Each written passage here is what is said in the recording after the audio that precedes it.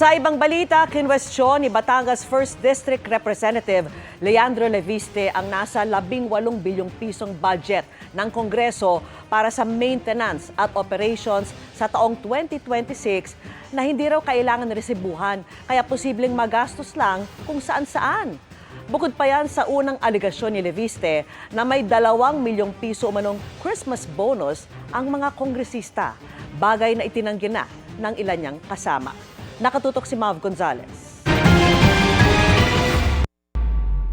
Pinost ni Batangas 1st District Representative Leandro Leviste sa social media ang mahigit 2 milyong pisong halaga ng mga tseke. Inisyuan niya ang mga ito sa opisina niya hanggang Oktubre 2025 para aniya sa sahod at MOOE o Maintenance and Other Operating Expenses ng Kongreso. Sabi ni Leviste, bahagi ito ng aniyay masikretong 18 billion pesos na MOOE. 18.58 billion pesos yung MOOE fund ng Kongreso sa 2026. Mas malaki pa nga sa 2025. At walang breakdown saan ito napupunta. Humingi nga po ako at kinausap ako na wag nang magtanong tungkol dito. Wala pong debate. Bakit natin itinaas pa ang MOOE fund? I-divide po natin ito sa 318 congressman. Baka mga 58 million pesos per congressman ang lumalabas. Kada taon? Kada taon po. Sabi ni Leviste, hindi kailangang resibuhan ng MOOE, kaya pwede raw magdesisyon ang kongresista kung paano ito gagastusin. Kasali po dito yung kuryente, yung tubig, yung bond paper ng House. Pero sa 2026 budget, initially, mga 10 plus billion siya, tapos naging 18 billion, itinaas po ng 7.8 billion. Ibig sabihin, yung itinaas na 7.8 billion, mga 24 million per congressman ba yan?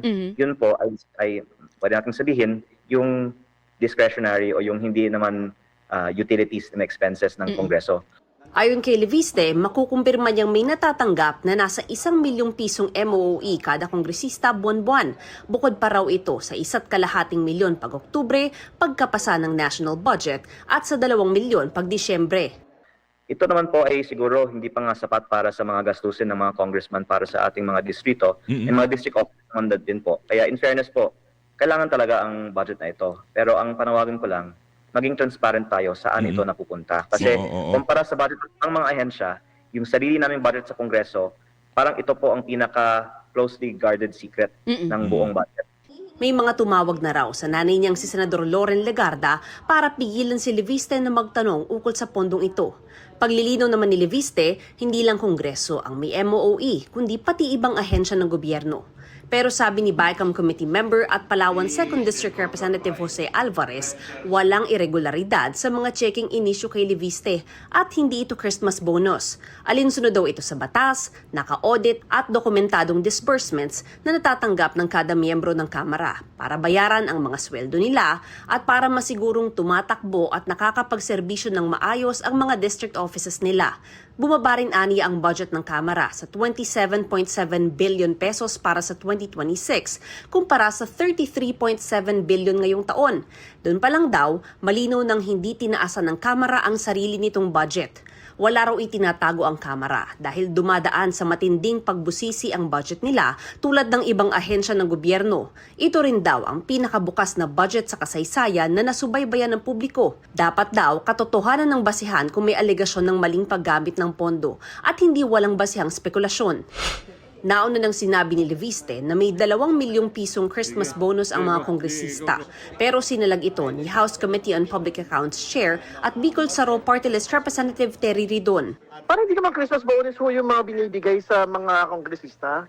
Parang lahat po ng mga binibigay po ay para sa mga programa, aktibidad at mga gawain. Noong pong kanya-kanyang mga opisina. Disbursements po ito na cheque. So, sabihin, meron pong clear paper trail po ito sa mga opisina po ng mga kongresista. So, ibig sabihin, walang itinatago rito, walang magic dito, at mali. Yung pong insinuation na binabanggit. And like what I stated, sinagot na ito ng majority at minority. Dagdag ni Ridon, matagal nang nagbibigay ng ganito ang Kongreso. Wala rin daw natatanggap na bonus ang mga kongresista maliban sa 13th at 14th month pay na nakukuha ng lahat ng kawani ng gobyerno. Kung may anomalya man daw sa paggamit ng pondo, tsak masisilip ito ng Commission on Audit. Meron ng annual audit report for Congress. No? So, ibig sabihin, kung may problema dito po sa mekanismo kung paano ho ipinapatupad yung pagpopondo at paggamit ng pondo, dapat lumilitaw po yan sa mga audit reports po ng COA. Ang malinaw, hindi ho yun pinipera ng mga kongresista. Ibig sabihin, hindi yun gagamitin para sa mga bahay, para sa mga kapritsyo, at para sa mga bakasyon. Para sa GMA Integrated News, Mav Gonzalez, Nakatutok, 24 Oras.